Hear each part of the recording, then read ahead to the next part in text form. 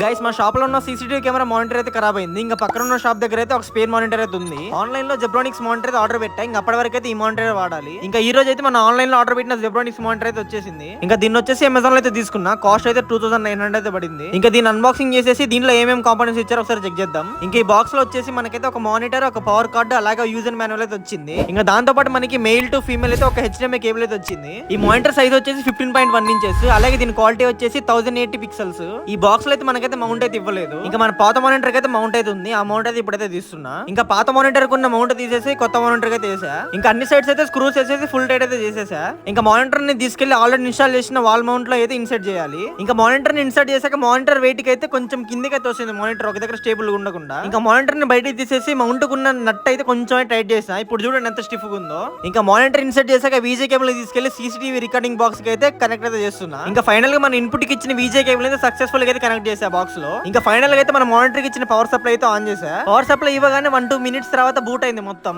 System అంతా boot అయ్యాక మన కెమెరాస్ అయితే ఆన్ అయ్యాయి. గైస్ ప్లీజ్ మన వీడియోకి లైక్ చేసి అకౌంట్ ఇప్పుడే ఫాలో అయిపోండి. ఉంటా మరి బాయ్.